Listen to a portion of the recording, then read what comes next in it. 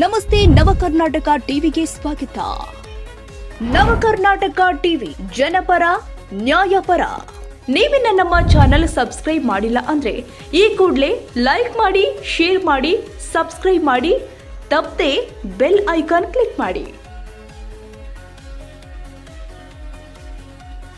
ವಿಜಯನಗರ ಜಿಲ್ಲೆ ಕೂಡ್ಲಿಗಿ ಜುಲೈ 18ರಂದು ಪಟ್ಟಣದ ಪ್ರವಾಸಿ ಮಂದಿರದಲ್ಲಿ ಕರ್ನಾಟಕ ಮಾದರ ಮಹಾಸಭಾ ಕೂಡ್ಲಿಗಿ ಘಟಕ ಅಸ್ತಿತ್ವಕ್ಕೆ ಬಂದಿದೆ.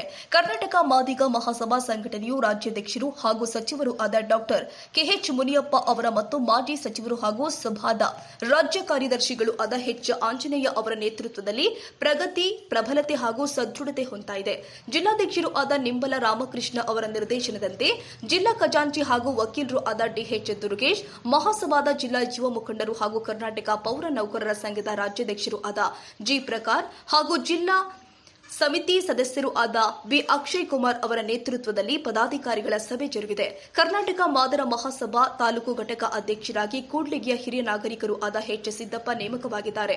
ಉಪಾಧ್ಯಕ್ಷರಾಗಿ ತಿಮ್ಮನಹಳ್ಳಿಯ ಎಚ್ ಬಸಣ್ಣ, ಕಾರ್ಯದರ್ಶಿ ಕೂಡ್ಲಿಗಿಯ ಎಚ್ ಬಸಪ್ಪ, ಖಜಾಂಚಿ ಎಚ್ ಕೊಲ್ಲಾರಪ್ಪ, ಕಾರ್ಯಕಾರಿ ಸಮಿತಿ ಸದಸ್ಯರಾಗಿ ಕೂಡ್ಲಿಗಿಯ DH Mariswamy, MB Shivaraj, K Thippeswamy, ಪತ್ರಕರ್ತರಾದ ಅಮ್ಮನಕೇರಿ ತಿಪ್ಪೇಸ್ವಾಮಿ, ಮೊರಮ ಗ್ರಾಮದ ಸಾಲಿವೀರಣ್ಣ, ಗುಡೇಕೋಟೆ ಗ್ರಾಮದ ಶ್ರೀಮತಿ ವಿಶಾಲಕ್ಷ್ಮಮ್ಮ ರಾಜಣ್ಣ ನೇಮಕವಾಗಿದ್ದಾರೆ.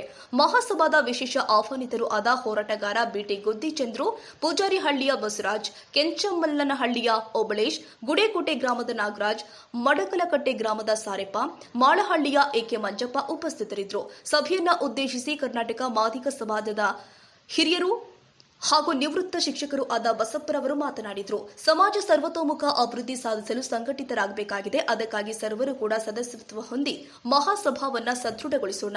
ಈ ನಿಟ್ಟಿನಲ್ಲಿ ಮಹಾಸಭಾದ ಎಲ್ಲ ಪದಾಧಿಕಾರಿಗಳು ನಿಯಮಾನುಸಾರ ಸದಸ್ಯತ್ವ ನೋಂದಣಿ ಕಾರ್ಯದಲ್ಲಿ ಸಕ್ರಿಯವಾಗಬೇಕಾಗಿದೆ, ಒಗ್ಗೂಡಬೇಕಿದೆ ಎಂದಿದ್ದಾರೆ. ಜಿಲ್ಲಾ ಖಜಾಂಚಿ ಹಾಗೂ ವಕೀಲರು ಆದ ಡಿಎಚ್ ದುರ್ಗೇಶ್, ಮಹಾಸಭಾದ ಜಿಲ್ಲಾ ಯುವ ಮುಖಂಡರು ಹಾಗೂ ಕರ್ನಾಟಕ ಪೌರ ನೌಕರರ ಸಂಘದ ರಾಜ್ಯಾಧ್ಯಕ್ಷರು ಆದ ಜಿ ಪ್ರಕಾರ್, ಗುಡೇಕೋಟೆಯ ಶ್ರೀಮತಿ ವಿಶಾಲಕ್ಷ್ಮಮ್ಮ ರಾಜಣ್ಣ, ಕರ್ನಾಟಕ ಪೌರ ನೌಕರರ ಸಂಘದ ರಾಜ್ಯಾಧ್ಯಕ್ಷರು ಆದ ಜಿ ಪ್ರಕಾರ್, ಗುಡೇಕೋಟೆಯ ಶ್ರೀಮತಿ ವಿಶಾಲಕ್ಷ್ಮಮ್ಮ ರಾಜಣ್ಣ, ಬಿ ಅಕ್ಷಯ್ ಕುಮಾರ್, ಅಧ್ಯಕ್ಷರು ಆದ ಎಚ್ ಸಿದ್ದಪ್ಪ ಮಾತನಾಡಿದರು. ಸಭಾದ ಕಾರ್ಯಕಾರಿ ಸಮಿತಿ ಸದಸ್ಯರು ಹಾಗೂ ಪತ್ರಕರ್ತರು ಆದ ಕೆ ತಿಪ್ಪೇಸ್ವಾಮಿ ಸ್ವಾಗತಿಸಿ ನಿರೂಪಿಸಿ ವಂದಿಸಿದ್ರು. ಪಟ್ಟಣ ಸೇರಿ ತಾಲೂಕಿನ ವಿವಿಧೆಡೆಯ ಮಾದಿಗ ಸಮಾಜದ ಬಂಧುಗಳು ಮತ್ತಿತರರು ಉಪಸ್ಥಿತರಿದ್ದರು.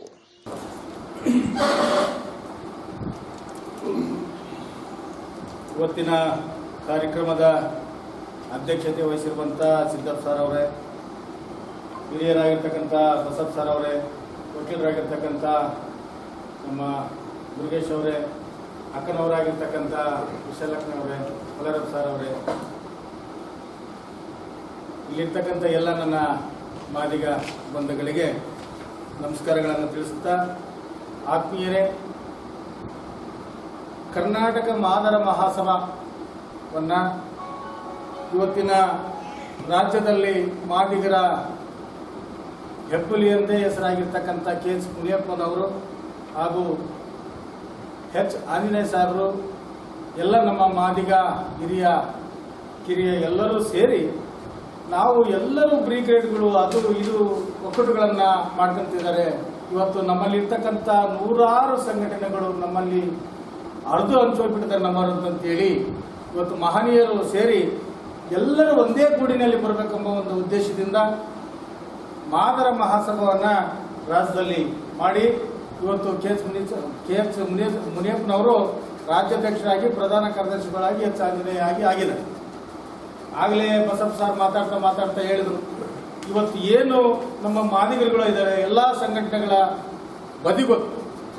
ನಾವು ಜಾತಿ ಅಂತ ಬಂದಾಗ ಇವತ್ತು ಮಾದರ ಮಹಾಸಭಾದಲ್ಲಿ ಪ್ರತಿಯೊಬ್ಬ ಸಂಘಟನೆಯ ನಾಯಕರುಗಳು ಎಲ್ಲ ಪಕ್ಷಾತೀತವಾಗಿ ಈ ಸಂಘಟನೆಯನ್ನು ಬಲಪಡಿಸುವ ಉದ್ದೇಶದಿಂದ ಈ ಸಂಘಟನೆಯನ್ನು ಮಾಡಲಾಗಿದೆ. ಇವತ್ತು ಇನ್ನೊಂದು ವಿಶೇಷ ಏನಂದರೆ, ಇವತ್ತು ಅಜೀವ ಸದಸ್ಯತ್ವ ಮಾದರ ಮಹಾಸಭಾದಲ್ಲಿ ಪಡೆದಿರ್ತಕ್ಕಂಥವ್ರು ಇಡೀ ನನ್ನ ಕರ್ನಾಟಕ ರಾಜ್ಯಕ್ಕೆ 27ನೇ ಅಜೀವ ಸದಸ್ಯತ್ವ ಪಡೆದಿರ್ತಕ್ಕಂಥವ್ರು ಪ್ರಭಾಕರ್ ನಾನೇ. ನಮ್ಮನ್ನೆಲ್ಲ ಕರೆಸಿ ನಿಮಗೆ ವಿಭಾಗದ ಉಪಾಧ್ಯಕ್ಷನಾಗಿ ಕೊಡ್ತೀವಿ, ನೀವೆಲ್ಲ ಸಂಘಟನೆ ಮಾಡ್ಕೊಂತ ಬಂದಿರತಕ್ಕಂಥವ್ರು ಮಾಡ್ರಿ ಅಂತ ಹೇಳಿದರು. ನಾನು ಹೇಳಿದೆ ಆಂಜನೇಯ ಸಾಹೇಬರಿಗೆ ಮತ್ತು ಮುನಿಯಪ್ಪ ಸಾಹೇಬರಿಗೆ, ಇಲ್ಲ ಸರ್, ನೀವು ಯಾವ ಹುದ್ದೆ ಕೊಟ್ಟರು ನಾವು ಮಾಡಕ್ಕೆ ರೆಡಿ ಇದೀವಿ. ಯಾಕಂದರೆ ನಮ್ಮ ಜನಾಂಗ ಉದ್ಧಾರ ಆಗಬೇಕಾಗಿದೆ. ಈ ಸಂಘಟನೆ ಮಾಡೋದ್ರಿಂದ, ಈ ಮಹಾಸಭಾ ಮಾಡೋದ್ರಿಂದ ನಮಗೆ ಬಹಳ ಅನುಕೂಲಗಳಿದೆ. ಏನಪ್ಪ ಅಂದರೆ ಇವತ್ತು ಒಳ ಮೀಸಲಾತಿ ಜಾರಿ ಆಗಿರೋದ್ರಿಂದ ಇವತ್ತು ನಮ್ಮ ಜನಾಂಗದವರು ಗುಡಿಸಲಿನಲ್ಲೇ ಉಳ್ಕೊಂಡಾರಿನ್ನ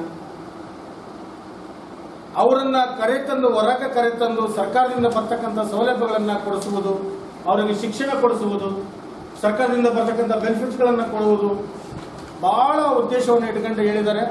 ಈ ಸಂಘಟನೆಯನ್ನು ಮಾಡಿದರೆ ದಯಮಾಡಿ ಎಲ್ಲ ನನ್ನ ಮಾದಿಗ ಬಂಧುಗಳು ಈ ಸಂಘಟನೆಯನ್ನ ಪಕ್ಷಾತೀತವಾಗಿ ಹಾಗೂ ಸಂಘಟನೆಗಳ ಅತೀತವಾಗಿ ಎಲ್ಲ ಸಂಘಟನೆಗಳ ನಾಯಕರುಗಳು ಈ ಇದರಲ್ಲಿದ್ದು ಪ್ರಾಮಾಣಿಕವಾಗಿ ಕೆಲಸ ಮಾಡಬೇಕು. ಈಗ ಬಸಪ್ಪ ಸರ್ ಒಂದು ಮಾತು ಹೇಳಿದರು, ಈಗ ಸದಸ್ಯತ್ವ ಪಡಿಬೇಕಂದ್ರೆ ನೀವು ರಸೀದಿ ಕೊಟ್ಟು 500 ರೂಪಾಯಿ ಕೊಟ್ಟು ಸದಸ್ಯತ್ವ ಮಾಡಬೇಕು ಅಂತ ಹೇಳಿದರು. ಅದು ಆ ರೀತಿಯಲ್ಲ. ಈ ಸಂಘದ ಮೂಲ ಉದ್ದೇಶ ಯಾರ ಕೈಗೂ ದುಡ್ಡು ಹೋಗಬಾರ್ದು. ಇದು ನೇರವಾಗಿ ರಾಜ್ಯ ಸಂಘದ ಅಕೌಂಟಿಗೆ ಹೋಗಬೇಕು. ಹಾಗಾಗಿ ಆನ್ಲೈನ್ ಮೂಲಕ ಇವತ್ತು ನಾವು 500 ರೂಪಾಯಿ ಕೊಟ್ಟು ಸದಸ್ಯತ್ವ ತಗೊಂಡ್ರೆ ನಾವು ಚುನಾವಣೆಗೆ ಸ್ಪರ್ಧಿಸಕ್ಕೆ ಅವಕಾಶ ಇರೋದಿಲ್ಲ. 500 ರೂಪಾಯಿ ಸದಸ್ಯರು ಅಂದ್ರೆ ನಾವು ಬರೀ ಈ ಸಂಘಟನೆಯಲ್ಲಿ ಸದಸ್ಯತ್ವ ಹೊಂದಿರ್ತೇವೆ ಅಷ್ಟೇ.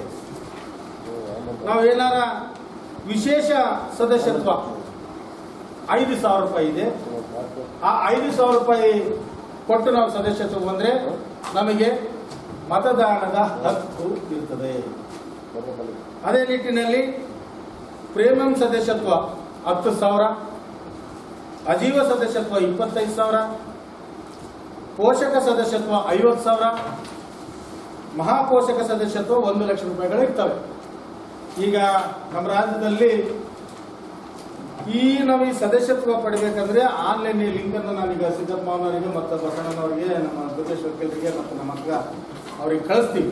ನಾನೇ ಕಳಿಸ್ಕೊಡ್ತೀನಿ. ದಯಮಾಡಿ ಹೆಚ್ಚಿನ ಸಂಖ್ಯೆಯಲ್ಲಿ ನಾವು ಏನು 15 ಜನ ಸೇರಿದ್ದೀವಿ, ಮುಂದಕ್ಕೆ ನಾವು 1500 ಜನ ಸೇರಿಸುವಂತ ನಾವುಗಳೆಲ್ಲರೂ ಆಗಬೇಕಾಗಿದೆ. ಯಾಕಪ್ಪ ಅಂದ್ರೆ ಈಗ ನಾವು ಬರ್ತಕ್ಕಂಥ ಸರ್ಕಾರದಿಂದ ಬರ್ತಕ್ಕಂಥ ಸೌಲಭ್ಯಗಳನ್ನ ಪಡಿಬೇಕಂದ್ರೆ ಎಲ್ರಿಗೂ ಗೊತ್ತಾಗಬೇಕಾಗಿದೆ. ಈ ಸಂಘಟನೆಯ ಮೂಲ ಉದ್ದೇಶನೇ ಅದು. ಇವತ್ತು ಮೀಸಲಾತಿ ಎಲ್ಲ ಹೋರಾಟ ಮಾಡ್ತಿದ್ದಾರೆ, ಹೋರಾಟ ಮಾಡಿ ನಮ್ಗೆ ತಂದಿದ್ದಾರೆ. ಆ ಮೀಸಲಾತಿ ಒಳಗೆ ನಾವು ಏನೇನು ಪಡಿಬಹುದು ಎಂಬುದರ ಬಗ್ಗೆ ನಾವೆಲ್ಲ ತಿಳಿಸಕ್ಕೆ ಒಂದು ಅನುವಾಗ್ತದೆ. ಮುಂದಿನ ದಿನಗಳಲ್ಲಿ ತಾವುಗಳೆಲ್ಲರೂ ಹೆಚ್ಚಿನ ಸಂಖ್ಯೆಯಲ್ಲಿ ಭಾಗವಹಿಸ್ತೀರಂತ ನಾನು ನಂಬಿದ್ದೇವೆ. ಇವತ್ತಿನ ಏನು ಪದಾಧಿಕಾರಿಗಳನ್ನ ಆಯ್ಕೆ ಮಾಡಲು ಈ ಸಭೆಯನ್ನು ಕರೆದಿದ್ದೀರಿ, ಈ ಸಭೆಯಲ್ಲಿ ಮುಂಬರುವ ಈ ಮುಂದಿನ ಸಮಯದಲ್ಲಿ ಈ ಏನು ಪದಾಧಿಕಾರಿಗಳಾಗಿ ಆಯ್ಕೆ ಆಗ್ತಿರೋ ದಯಮಾಡಿ ನಮ್ಮ ಜಾತಿ ಜನಾಂಗಕ್ಕೆ 1 ತಾಸು ಅಥವಾ 2 ತಾಸು ಮೀಸಲಾಗಿ ಕೊಡ್ರಿ.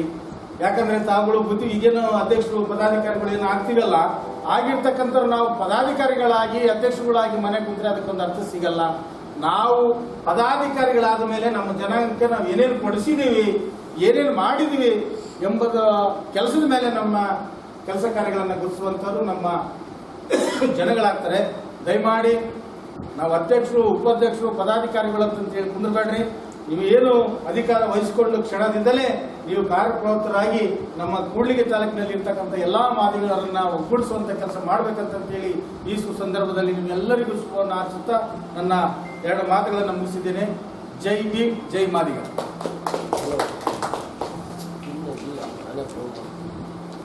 ಒಂದು ರಾಜ್ಯ ಮಟ್ಟದಲ್ಲಿ ಈ ಒಂದು ಸಮಿತಿಯನ್ನು ರಚನೆ ಮಾಡಿದ್ದಾರೆ. ನಮ್ಮ ಮುನಿಯಪ್ಪ ಸಾಹೇಬರು, ಅವರು ಆಹಾರ ಖಾತೆಯ ಸಚಿವರು, ಅವರು ಈ ಒಂದು ಕರ್ನಾಟಕ ರಾಜ್ಯದ ಮಹಾಸಭಾ ಒಂದು ಅಧ್ಯಕ್ಷತೆ ಅವರಾಗಿದ್ದಾರೆ. ಮತ್ತು ಪ್ರಧಾನ ಕಾರ್ಯದರ್ಶಿಯಾಗಿ ಎಚ್ ಆಂಜನೇಯರವರಿದ್ದಾರೆ.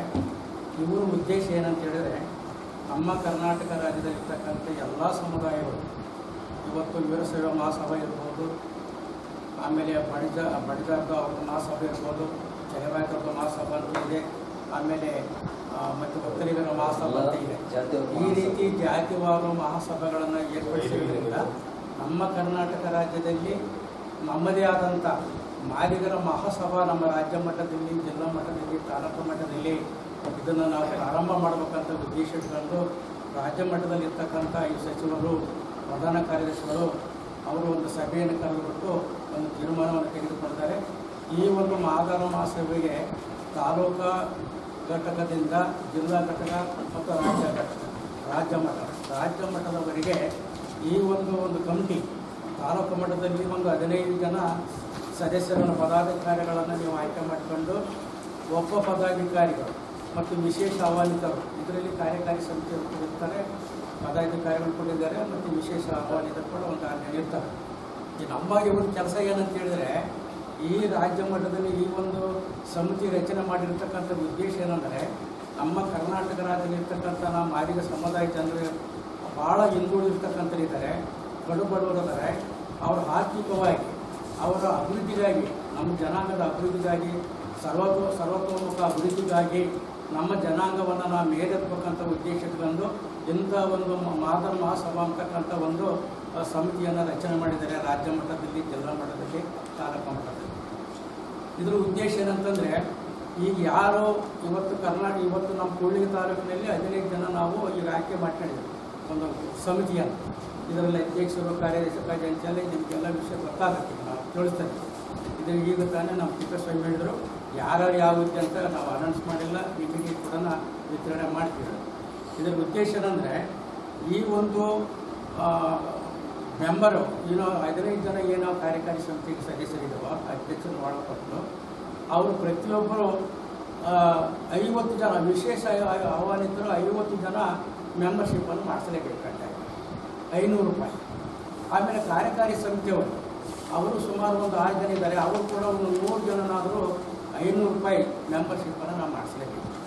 ಆಮೇಲೆ ಅಧ್ಯಕ್ಷರು 10,000 ಕೊಡಬೇಕು, ಕಾರ್ಯದರ್ಶಿ ಕೂಡ ಒಂದು 5,000 ಕೊಡಬೇಕು, ಖಜಾಂಚಿ ಕೂಡ ಅವರು 5,000 ಕೊಡ್ಬೋದು, 10,000 ಕೊಡಬೇಕು. ನೀವು ವಿಶೇಷ ಆಹ್ವಾನಿತರಾಗಲಿ, ಕಾರ್ಯಕಾರಿ ಸಮಿತಿ ಸದಸ್ಯರಾಗಲಿ, ಮಹಿಳೆ ಪ್ರತಿನಿಧಿರೇ ಆಗಲಿ, ಅವರು 500 ರೂಪಾಯಿಯಿಂದ 5,000 ಕೊಡ್ಬೋದು, 10,000 ಕೊಡ್ಬೋದು, 20,000 ಕೊಡ್ಬೋದು. ಇದು ತಾತ್ಕಾಲಿಕ ಅಷ್ಟೇ. ಆಮೇಲೆ ಮೆಂಬರ್ಶಿಪ್ ಎಲ್ಲ ಆದ ಮೇಲೆ ಯಾರು ಎಷ್ಟೆಷ್ಟು ನಾವು ಮೆಂಬರ್ಶಿಪ್ಗಳನ್ನು ತಯಾರು ಮಾಡ್ತೀವಿ ಅವರು ಅದರ ಮೇಲೆ ಮತ್ತೆ ಇದು ಚುನಾವಣೆ ನಡೀತೈತೆ. ರಾಜ್ಯ ಮಟ್ಟ, ಜಿಲ್ಲಾ ಮಟ್ಟದಲ್ಲಿ, ರಾಜ್ಯ ಮಟ್ಟದಲ್ಲಿ ಅವಾಗ ಕೂಡ ನೀವು ಸ್ಪರ್ಧೆ ಮಾಡಬೇಕು. ಈ ದುಡ್ಡನ್ನು ಏನು ಮಾಡಬೇಕು ಅಂತ ಇದ್ದಾರೆ ಅಂದರೆ, ಎಲ್ಲ ಈ ಅಮೌಂಟನ್ನು ಕ್ರೋಢೀಕರಿಸಿ ಒಂದು ಬ್ಯಾಂಕ್ನಲ್ಲಿ ಇಟ್ಬಿಟ್ಟು ಬಡ್ಡಿಯಿಂದ ಹಣವನ್ನು ತೆಗೆದುಕೊಟ್ಟು ಹೊಸ ಹಂಗೆ ಇರುತ್ತೆ. ಅಲ್ಲಿ ಸುಮಾರು 20 ರಿಂದ 40 ಎಕರೆ ಜಮೀನನ್ನು ತೆಗೆದುಕೊಳ್ಬೇಕು ಅಂತ ಒಂದು ಉದ್ದೇಶ ರಾಜ್ಯ ಮಟ್ಟದಲ್ಲಿ. ಆ ಜಮೀನನ್ನು ತೆಗೆದುಕೊಂಡು ಅಲ್ಲಿ ರೆಸಿಡೆನ್ಷಿಯಲ್ ಸ್ಕೂಲ್ ಓಪನ್ ಮಾಡಬೇಕು. ಶಾಲಾ ಕಾಲೇಜುಗಳನ್ನು MBBS ಕಾಲೇಜು ಮತ್ತು ಇಂಜಿನಿಯರಿಂಗ್ ಕಾಲೇಜು, ಇವೆಲ್ಲ ಹಾಸ್ಟೆಲು, ಕಾಲೇಜುಗಳು, ಹೈಸ್ಕೂಲಿಂದ ಹಿಡಿದು ಈ ಒಂದು ನಮ್ಮ ಜನಾಂಗಕ್ಕೆ, ಕರ್ನಾಟಕ ರಾಜ್ಯದಲ್ಲಿರ್ತಕ್ಕಂಥ ಎಲ್ಲ ನಮ್ಮ ಸಮುದಾಯದ ಬಡ ಮಕ್ಕಳಿಗೆ ಏನಿದಾರಲ್ಲ ಅವರು ಭಾಳ ಫೀಸ್ ಕಟ್ಟಕ್ಕೆ ಆಗ್ತಾಯಿತ್ತು. ಇವತ್ತು ಮೊನ್ನೆ ಸಾರಿ ಒಬ್ಬರು MBBS ಪಾಸಾಗಿದೆ, ನೀಟ್ ಪಾಸಾಗಿದೆ, ಅದಕ್ಕೆ ಫೀಸ್ ಕಟ್ಟಕ್ಕೆ ದುಡ್ಡಿಲ್ಲ. ಅಂಥ ಸಂದರ್ಭದಲ್ಲಿ ಈ ದುಡ್ಡನ್ನು ಅವ್ರಿಗೆ ಉಪಯೋಗ ಆಗ್ತದೆ. ಮೊನ್ನೆ ತಾನೇ ಆತ ಫೋನ್ ಮಾಡಿದ್ರೆ ಯಾರಿಗೆ ನನಗೆ ಸರ್ ನಾನು MBBS ನನಗೆ ಸೀಟ್ ಸಿಕ್ಕಿದೆ, ನನಗೆ ಫೀಸ್ ಇಲ್ಲ, ನಾನು ನೆಟ್ಟನ್ನು ಪಾಸಾಗಿದೆ, ದಯಮಾಡಿ ನಾನು ಸಹಾಯ ಮಾಡಿ. ಅವ್ರ ತಕ್ಷಣವೇ ಅವ್ರ ಪಾಪ 1 ಲಕ್ಷ ರೂಪಾಯಿ ಅವ್ರಿಗೆ ಸಹಾಯ ಮಾಡಿ. ಇದೇ ರೀತಿಯಾಗಿ ನಮ್ಮ ಕರ್ನಾಟಕ ರಾಜ್ಯದಲ್ಲಿರ್ತಕ್ಕಂಥ ನಮ್ಮ ಸಮುದಾಯ, ನಮ್ಮ ಜನಾಂಗದ ಮಕ್ಕಳಿಗೆ ಮುಂದೇನಾದ್ರೆ ಹೈಯರ್ ಎಜುಕೇಷನ್ ಹೋಗ್ಬೇಕಾದ್ರೆ ಹಣದ ತೊಂದರೆ ಆದರೆ ಅಂಥವ್ರಿಗೆ ಏನಾದರೂ ಸಹಾಯವನ್ನು ನಾವು ಈ ಒಂದು ಮಹಾಧರ ಮಹಾಸಭೆಯಿಂದ ನಾವು ಅವರಿಗೆ ಸಹಾಯ ಮಾಡಬೇಕು. ಆ ಉದ್ದೇಶಕ್ಕೋಸ್ಕರನೇ ಈ ಒಂದು ಸಭೆಯಲ್ಲಿ ಒಂದು ನಿರ್ಣಯವನ್ನು ತೆಗೆದುಕೊಂಡಿದ್ದಾರೆ.